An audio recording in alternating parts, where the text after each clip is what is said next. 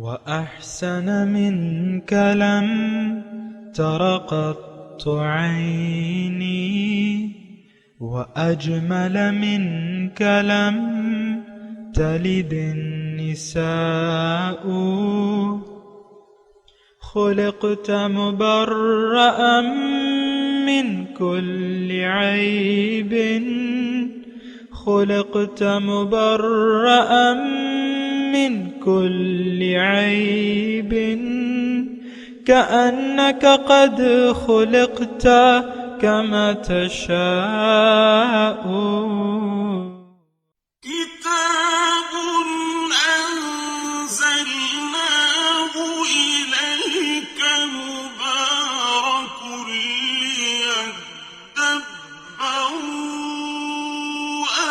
آياته وليتذكر أولو الألباب. یہ کتاب برکت والی ہے جسے ہم نے آپ کی طرف نازل فرمایا ہے تاکہ دانش مند لوگ اس کی آیتوں میں غور و فکر کریں اور نصیحت حاصل کریں. استغفر اللہ الذی لا الہ الا هو الحی القیوم واتوب الیہ. سامعین اور ناظرین کرام، السلام علیکم ورحمۃ اللہ وبرکاتہ. سامعین کرام، سورہ الکہف آیت نمبر 46. آج کے درس کا ایک ہی موضوع ہے اور وہ یہ ہے کہ کیا نیک اعمال ہی ہمارا اساسۂ زندگی ہیں. اس کے ساتھ ہی سامعین کرام آج کے درس کا آغاز کرتے ہیں. سب سے پہلے گزشتہ سبق کا آموختہ ہوگا. وَاضْرِبْ لَهُم مَّثَلَ الْحَيَاةِ الدُّنْيَا كَمَاءٍ أَنزَلْنَاهُ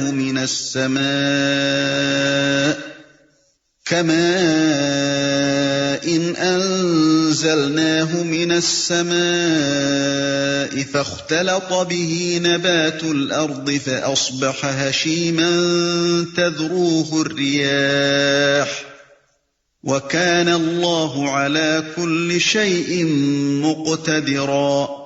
اور آپ انہیں دنیاوی زندگی کی مثال بھی بیان کیجئے جو اس پانی جیسی ہے جسے ہم نے آسمان کی طرف سے اتارا تو اس کے باعث زمین کا سبزہ خوب گھنا ہو گیا، پھر وہ سوکھی گھاس کا چورا بن گیا جسے ہوائیں اڑا لے جاتی ہیں، اور اللہ ہر چیز پر کامل قدرت والا ہے. سامعین کرام، سورہ الکہف آیت نمبر 46. المال والبنون زینت الحیات الدنیا. مال اور اولاد یہ زینت ہے ظاہر دنیا کی، حیات دنیا کی زینت ہے. والباقیات، اور جو باقی رہنے والی ہیں، الصالحات، وہ نیک اعمال ہیں. خیر عند ربک، وہ بہتر ہیں تمہارے رب کے نزدیک. ثواباً، اجر کے لحاظ سے. بخیر عقبہ، وخیر عملہ، اور اچھی امید کے لحاظ سے. سامعین کرام، گزشتہ سبق سے یہ سبق پیوستہ ہے اور دنیا کی ناپائیداری کے بارے میں بات ہو رہی ہے، اور جو آج جو ہے وہ باقی رہنے والی چیزوں کی بات ہو رہی ہے. اور اس سے پہلے اللہ تعالیٰ نے فرمایا المال والبنون زینت الحیات الدنیا. مال اور اولاد یہ دنیا کی زینت ہے، حیات دنیا کی زینت ہے، یعنی یہ حیات اخروی کی زینت نہیں ہے، اور یہ رہ جانے والی چیز نہیں ہے، یہ ختم ہو جانے والی چیز ہے. سامعین کرام، یہ مال اور اولاد جو ہے اللہ تعالیٰ نے اس کو فتنہ قرار دیا ہے. انما اموالکم و اولادکم فتنہ، تمہاری مال اور تمہارا اولاد تمہارے لیے آزمائش ہے. تو سامعین کرام، یہ مال اور اولاد فتنہ بنتی ہے، آزمائش بنتی ہے، اور یہ ظاہری دنیا کی زینت ہے. المال والبنون زینت الحیات الدنیا. عام طور پہ سامعین کرام اگر میں اور آپ سوچیں تو یہ مال اور اولاد ہی ہے. یعنی یہ دیکھیں، مال کا مطلب یہ ہے کہ من جملہ وہ چیزیں جس سے آپ مال حاصل کرتے ہیں. مال سے آپ سمجھتے ہیں کہ آپ کی ایک عزت بنے گی، مال سے آپ سمجھتے ہیں کہ آپ کی حاجات پوری ہوں گی، مال سے آپ کی زیبائش میں آپ کی ظاہری زیبائش میں اضافے کا باعث ہوگا مال. پھر اولاد جو ہے وہ بھی یعنی آزمائش ہے. تو یہ دونوں چیزیں جو ہیں یہ اگرچہ آزمائش تو ہیں، یہاں تو زینت کہا گیا ہے اور دوسری جگہ اس کو آزمائش کہا گیا ہے. دیکھیں، آزمائش کے بغیر جو ہے انسان اگلے مرحلے میں نہیں پہنچتا. امتحان یعنی تھوڑا سا سوچنے کی ضرورت ہے کہ آخر اس امتحان کی کیا ضرورت تھی. ظاہر ہے سامعین کرام، ایک انسان اگر ظاہری تعلیم کو آپ لے لیں، یعنی ہم جانتے ہیں کہ سالانہ امتحان ہوتے ہیں. آپ کسی ایسے امتحانی سسٹم کا تصور کر سکتے ہیں، کبھی سنا ہے آپ نے جس میں کوئی امتحان نہ ہو اور جس میں امتحان کے بغیر ترقی ہوتی ہو؟ بالکل نہیں، ایسا نہیں ہوتا اور ایسا نہیں ہونا چاہیے. یعنی مثال کے طور پہ ایک ڈاکٹر جس کے ہاتھ میں انسانوں کی صحت کا راز رکھ دیا جاتا ہے، تو ڈاکٹر اگر میڈیکل کالج میں امتحان کے بغیر ڈاکٹر کو اگلے مرحلے میں ترقی دے دی جائے تو اس کا کیا مطلب ہے؟ کہ آپ انسانی صحت کے ساتھ کھلواڑ کرنا چاہتے ہیں. جبھی تو آپ نے امتحان نہیں لیا اور جبھی تو آپ نے کھوٹے کھرے کی تمیز نہیں کی. یہ امتحان جو ہے سامعین کرام، ابتلا اور آزمائش، مختلف الفاظ سے اللہ تعالیٰ نے اس حیات دنیا کو ابتلا قرار دیے، آزمائش قرار دیا ہے. یہاں پھر تخصیص کر دی ہے کہ مال اور اولاد جو ہیں وہ فتنہ ہے. بہرحال یہ ساری زندگی سامعین کرام اس میں مختلف امتحانات کا سامنا کرنا پڑتا ہے. اور یہ امتحانات، یہ بات نوٹ کر لیں کہ یہ سارے امتحانات جو ہوتے ہیں یہ ہماری ترقی کے لیے ہوتے ہیں. جب بھی آپ اللہ تعالیٰ کو یاد کرتے ہیں بحیثیت مقصود، محبوب اور مطلوب، نفس اور رکاوٹ آپ کے سامنے رکاوٹیں ڈال کے یعنی آپ کے سامنے آپ کو امتحان میں مبتلا کر دیتا ہے. اور یہ امتحان اس لیے ہوتا ہے کہ آپ اگلے درجے میں چلتے رہیں. مسلسل نفس اور شیطان کی طرف سے امتحانات یعنی رکاوٹیں، میں کہوں گا، امتحان تو میں نہیں کہوں گا، رکاوٹیں آتی رہتی ہیں. اور وہ رکاوٹیں جو ہیں، یہ میں نے مضمون پہلے بھی ادا کیا ہوا ہے، یہ نفس و شیطان کی رکاوٹیں اس لیے ہوتی ہیں کہ آپ ان رکاوٹوں کو عبور کرتے ہوئے اگلی منازل تک سفر کرتے رہیں. اور جہاں تک امتحان اور ابتلا کا وہ ہے تصور ہے، تو سورہ عنکبوت کے اگر آپ ابتدائی آیت کو دیکھیں، احسب الناس ان یترکوا ان یقولوا آمنا وہم لا یفتنون، لوگوں کا کیا خیال ہے کہ انہوں نے ان کو چھوڑ دیا جائے گا، ان یترکوا چھوڑ دیا جائے گا، دعوی ایمان کرنے پہ ان کو چھوڑ دیا جائے گا اور ان کی ابتلا اور آزمائش نہیں ہوگی؟ کیوں نہیں؟ ایسا نہیں ہو سکتا کہ ایک شخص نے دعوی ایمان کیا اور پھر اس کا امتحان نہ ہو، اس کی آزمائش نہ ہو. یقیناً یہ دستور خداوندی بھی ہے اور ایک عام سمجھ میں آنے والی بات ہے سامنے کرام، اور جس کی وجوہات میں نے آپ کو بیان کر دی کہ بغیر امتحان کے آپ اگلے مرحلے تک نہیں پہنچ سکتے. امتحان، ابتلا، آزمائش. احسب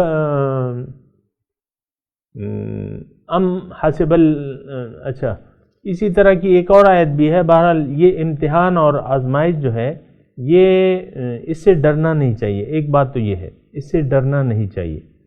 اور امتحان کا خیال رکھنا چاہیے کہ یہ امتحان ہے۔ اگر دنیا میں آ کے اگر ہم نے اللہ کو مقصود نہیں بنایا تو پھر ہمارا کوئی امتحان نہیں ہے سامعین کرام۔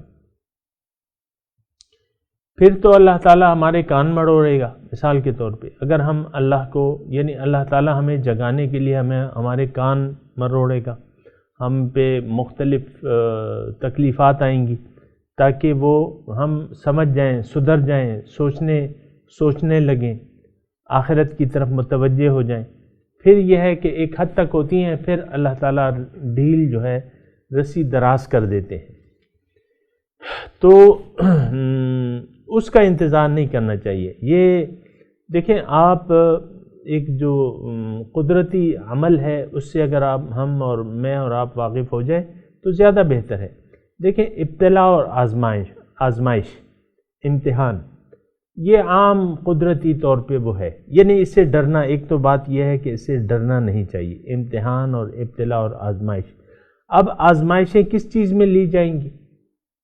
وہ جو آپ کی بڑی محبت کی وجوہات ہیں، جن چیزوں سے آپ دل لگا سکتے ہیں، اس کو آپ کے سامنے کر دیا جائے گا۔ وہ کیا ہے؟ مال ہے اور اولاد ہے۔ وَتُحِبُّونَ الْمَالَ حُبًّا جَمًّا، سب سے پہلے مال ہے۔ اللہ تعالیٰ فرما رہا ہے کہ وہ تمہیں بہت پسند ہے، اس سے تم بڑی محبت کرتے ہو۔ پھر یعنی اس کی محبت، اور اگر مال کو اگر آپ سمیٹ کے ایک جملے میں کہیں تو وہ پھر حب دنیا ہے، حب دنیا۔ خیر اولاد بھی اس میں آ جاتی ہے لیکن یہاں الگ الگ ہم بیان کرتے ہیں۔ حب دنیا یعنی یہ ایک جو ہے یہ ایک امتحان ہے، اور یہ امتحان اس وقت ہوگا جب یہ آپ کو اچھی دکھا دی جائے۔ ایک چیز اگر کراہیت کے قابل ہو، یعنی اگر زینت نہ ہو ایک چیز، تو پھر یہ ہے کہ پھر تو وہ امتحان نہیں بن سکتی۔ یہ زینت بنائی اس لیے گئی ہے یہ چیزیں کہ یہ آپ کے سامنے یعنی یہ آپ کے سامنے آراستہ کر دی گئی ہیں یہ چیزیں۔ اور اگر ایک اور آیت کی طرف میں آپ کی توجہ دلاؤں، وہ یہ ہے کہ زُيِّنَ لِلنَّاسِ حُبُّ الشَّهَوَاتِ مِنَ النِّسَاءِ وَالْبَنِينَ وَالْقَنَاطِيرِ الْمُقَنطَرَةِ مِنَ الذَّهَبِ وَالْفِضَّةِ وَالْخَيْلِ الْمُسَوَّمَةِ وَالْأَنْعَامِ وَالْحَرْثِ۔ اللہ تعالیٰ فرما رہے ہیں کہ مزین کر دی گئی ہیں، زُيِّنَ۔ پہلے تو اس کا صیغہ دیکھیں نا کہ مزین ہے نہیں، مزین کر دی گئی ہیں، زُيِّنَ۔ تو یہ اللہ تعالیٰ نے کی ہیں، ایک بات تو یہ ہے، اور اس میں امتحان ہے۔ اس میں یہ مزین کر کے یعنی یہ آپ کو آراستہ کر کے دکھا دی گئی ہیں کہ آپ اللہ تعالیٰ فرماتا ہے کہ ان چیزوں سے پیار کرتے ہیں کہ مجھ سے کرتے ہیں۔ اب ہوشیار انسان وہ ہے جو ظاہری خوبصورتی کو چھوڑ کے، ظاہری زینت کو چھوڑ کے حقیقت کی طرف رجوع کر لے، وہ اصل ہوشیار انسان ہے۔ لیکن اگر کسی نے حقیقت کی طرف نظر نہیں کی، اور حقیقت کیا ہے سامعین کرام؟ وہ اللہ تعالیٰ کی ذات ہے، اور وہ تو حسن کی خالق ہے۔ جو حسن کا خالق ہے وہ خود کتنا حسین ہوگا، اس کے بارے میں تو سامعین کرام ہم بات نہیں کر سکتے، اس کی عظمت کے بارے میں، اس کے جمال کے بارے میں، اور تمام اچھی صفات اسی کی ہیں۔ وَلِلَّهِ الْأَسْمَاءُ الْحُسْنَى، تمام اچھی صفات جو ہیں وہ اللہ تعالیٰ کی ہیں۔ تو وہ ایک ذات، اس کو ہم چھوڑ کے اگر غیر کی طرف نکاح کر لیں، یہ بہت بڑا اپنے اوپر ظلم ہے اپنے اوپر ظلم ہے کہ آپ نے اس مالک حقیقی، اس مربی اور اس مہربان ذات کو نظر انداز کر کے ظاہر کی طرف نکاح کر لی، جو فی الوقت آپ کے سامنے آراستہ ہے۔ تو یہ بڑی بے وقوفی کی بات ہے، اور یہ اپنے اوپر بہت بڑے ظلم کی بات ہے۔ اگرچہ مال اور اولاد یہ حیات دنیا کی زینت تو ہیں، لیکن سوال یہ ہے، عقل یعنی اگر ہم عقل سے سوچیں تو سوال یہ ہے کہ کیا یہ پائیدار ہے؟ کیا ان سے یہ ہمارے ساتھ وفا کریں گی؟ بالکل نہیں کریں گی۔ مال تو بڑا بے بھروسہ چیز ہے، کبھی ہوگا اور کبھی نہیں ہوگا۔ کبھی تو زندگی میں ہی آپ سے دار مفارقت دے جائے گا، چلا جائے گا، اور زندگی میں نہیں تو موت کے ساتھ تو ایک دم اس کا اور آپ کا ساتھ چھوٹ جائے گا۔ سامعین کرام، جو بھی آپ کا مال کمایا ہے، جمع آپ نے کیا ہے تجوریوں میں، وہ رکھا رہ جائے گا۔ عموماً بینکوں میں جب اکاؤنٹ کھولتے ہیں نا تو پوچھ لیتے ہیں کہ بھئی آپ نہ ہو تو یہ اس کا کون مالک ہوگا، ہم کس کو ڈیلیور کریں؟ تو ظاہر ہے پھر جو ہے وہ اس سے یعنی کہنا پڑتا ہے کہ بھئی ٹھیک ہے، کیونکہ زندگی کا بھروسہ بھی نہیں ہے۔ پھر آپ نہ چاہتے ہوئے بھی ایسی شخصیت کا نام لکھ دیتے ہیں جو آپ سے قریب تو ہے لیکن آپ کو پسند نہیں ہے، آپ وہ حقدار ہے لیکن آپ کو پسند نہیں ہے، بہرحال مجبوراً وہ خانہ پر کرنا پڑتا ہے۔ تو بہرحال یہ مال اور اولاد یہ زینت تو ہے، لیکن اس میں اللہ تعالیٰ یہ فرما رہے ہیں اس آیت میں کہ اس کو دل نہ دینا، کیوں کہ یہ ناپائیدار ہیں اور یہ ظاہری دنیا کی زندگی کی آرائش ہے، یہ زینت تو ہے لیکن اس کی حقیقت باقی نہیں ہے، یہ باقی چیزیں نہیں ہیں، یہ چلی جانے والی ہیں، یہ رہ جانے والی چیز ہے۔ المال والبنون زینت الحیات الدنیا والباقیات الصالحات۔ اب اچھی کون سی چیز ہے؟ اعمال صالحہ، باقی رہنے والی، باقیات یعنی باقی رہنے والی چیزیں کیا ہیں؟ وہ اعمال صالحہ ہیں۔ الصالحات، نیک اعمال۔ ظاہر ہے قبر کے ساتھ یعنی انسان جب جنازہ جاتا ہے نا تو یعنی صرف ایک چیز اس کے ساتھ جاتی ہے قبر کے اندر، وہ اس کے اعمال ہیں۔ ٹھیک ہے، اعمال بد بھی تو جاتے ہیں لیکن یہ ہے کہ وہ اس کا تو نتیجہ ہی خراب ہے۔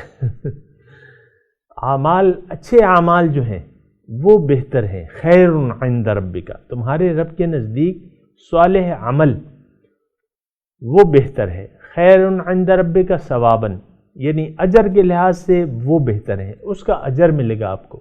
وخیر عملا، اور جو اعمال نیک آپ کر رہے ہیں اس سے وہ بہتر ہے امید لگانے کی، عمل امید لگانے کے لیے کہ آپ اس سے اچھی امید رکھ سکتے ہیں، کیونکہ کوئی نیکی اللہ تعالیٰ فرما رہا ہے کہ میں ضائع نہیں کرتا۔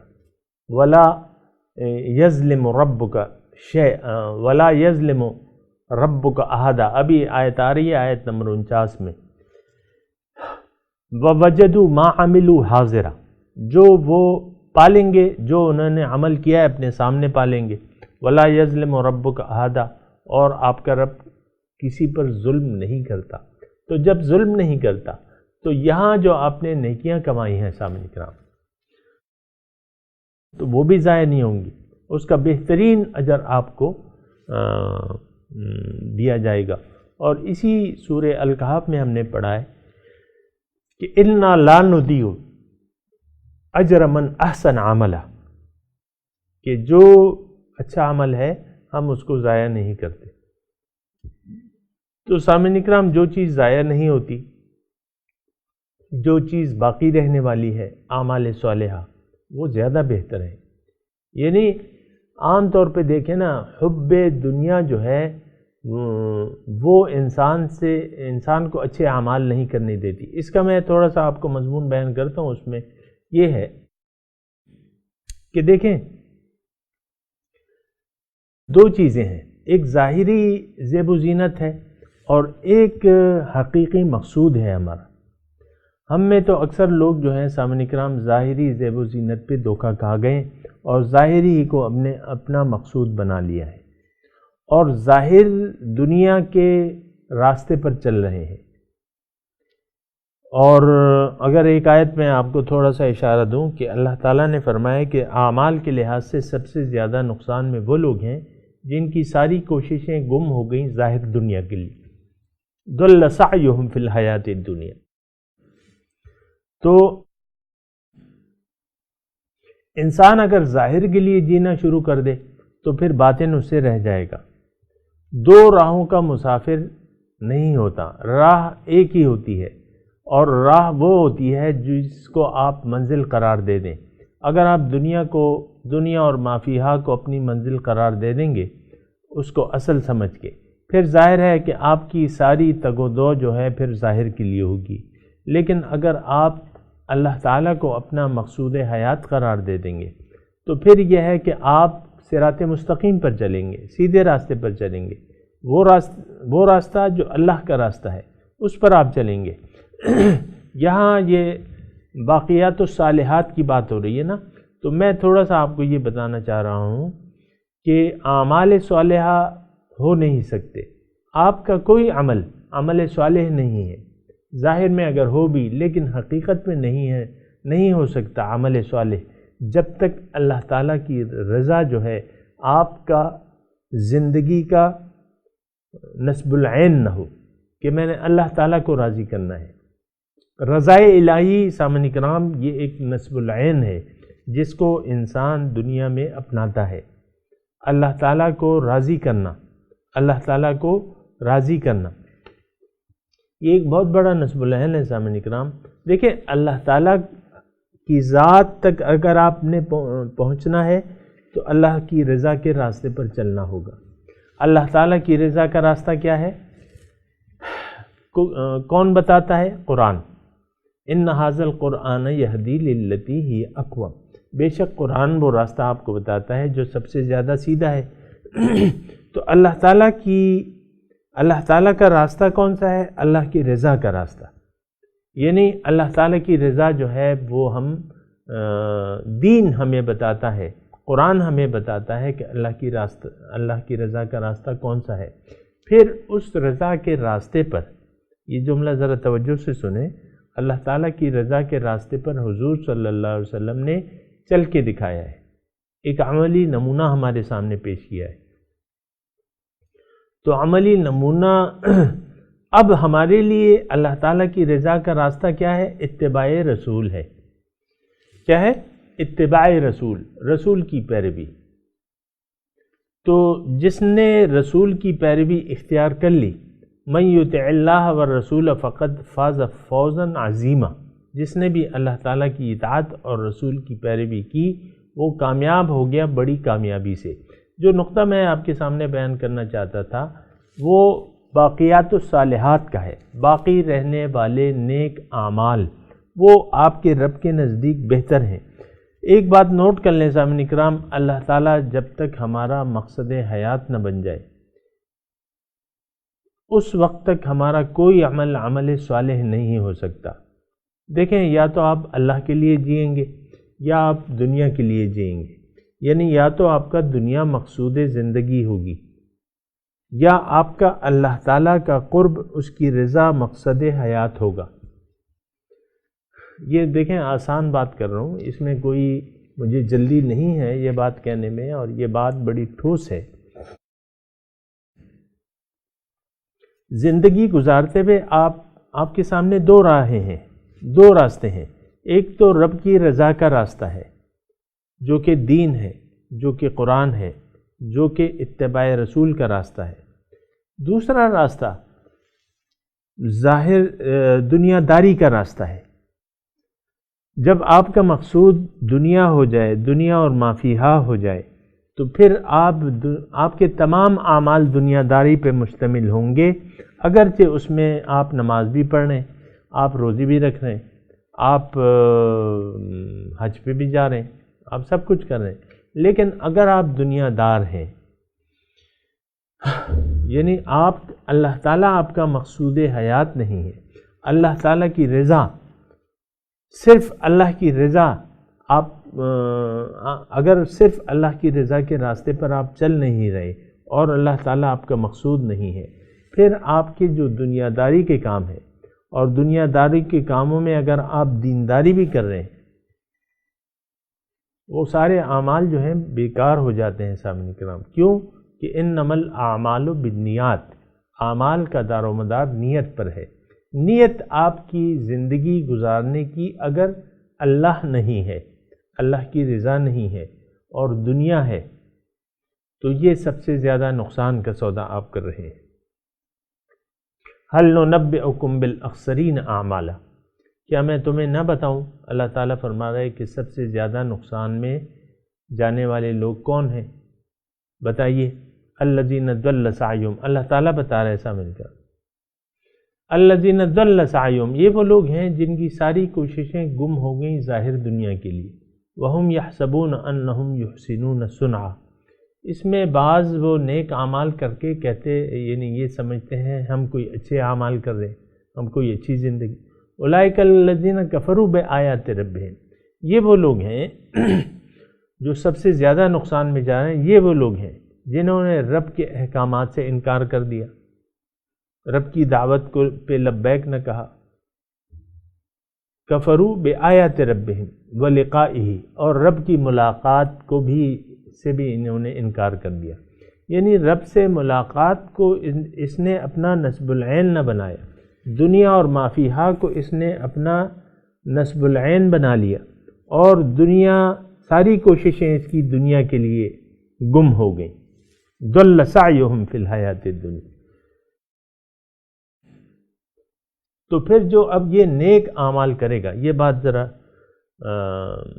آخری چند منٹ ہے، یہ بات سنیے۔ اب جو یہ نیک اعمال کرے گا تو اللہ تعالیٰ فرما رہا ہے فَلَا نُقِيمُ لَهُمْ يَوْمَ الْقِيَامَةِ وَزْنًا، قیامت کے دن میں اس کا کوئی وزن نہیں ہوگا، کیونکہ اس کی جو بھی کام تھا اس میں للہیت نہیں تھی۔ دیکھیں اللہ تعالیٰ کو منافقت نہیں پسند کہ یہ کام میں اللہ کے لیے کروں گا اور یہ دنیا کے لیے کروں گا، یہ منافقانہ طرز عمل ہے۔ یعنی آپ کچھ کو مان رہے ہیں اور کچھ کو نہیں مان رہے۔ قرآن نے اس کے لیے بھی صریح فتویٰ دیا ہوا ہے، افتؤمنون ببعض الکتاب وتکفرون ببعض فما جزاء من یفعل ذلک منکم الا خزی فی الحیاۃ الدنیا یوم القیامۃ یردون الی اشد العذاب۔ کیا تم کچھ مانتے اور کچھ نہیں مانتے، کچھ کرتے اور کچھ اعمال صالحہ ہیں، کچھ بد ہیں؟ اعمال صالحہ جو ہیں اس کی نیت بھی خراب ہے۔ یہ ایک بنیادی نقطہ سامنے کرام، زندگی گزارنے کی نیت اگر خراب ہو جائے، بس یہ یعنی میں آپ کو اردو میں بتا رہا ہوں، اگر زندگی گزارنے کی نیت خراب ہو جائے اور دنیا کی طرف آپ متوجہ ہو جائیں اور اللہ تعالیٰ کی ملاقات کو آپ عملاً جھٹلا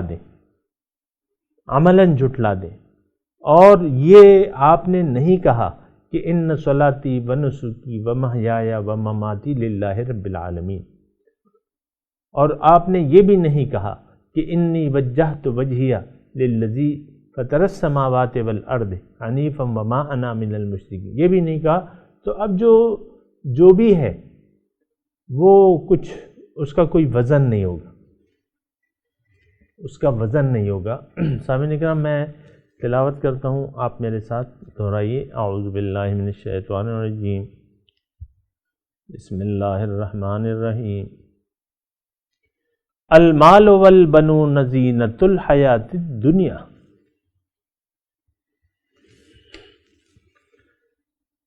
مال، اچھا چلیں، والباقیات الصالحات خیر عند ربک ثوابا وخیر عملا۔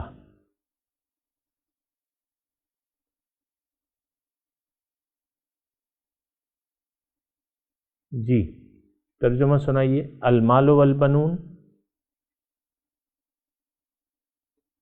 مال اور بیٹے، زینت الحیات الدنیا، زینت ہے دنیا کی زندگی کی، والباقیات الصالحات، اور باقی رہنے والے وہ اعمال صالحہ، خیر عند ربک،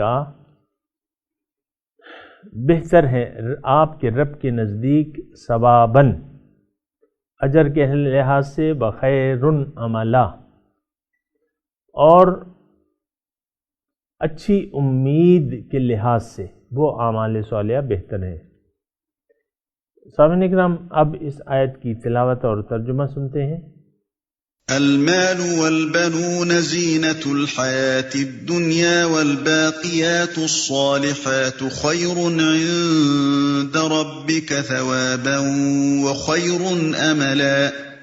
Wealth and children are the adornments of the present life, but the things that last, the virtuous deeds, are better with your Lord for reward, and better for hope. اس کے ساتھ ہی آج کے درس کا وقت اختتام کو پہنچا۔ انشاءاللہ اگلے درس میں ملاقات ہوگی۔ وآخر دعوانا ان الحمدللہ رب العالمین، والسلام علیکم ورحمۃ اللہ وبرکاتہ۔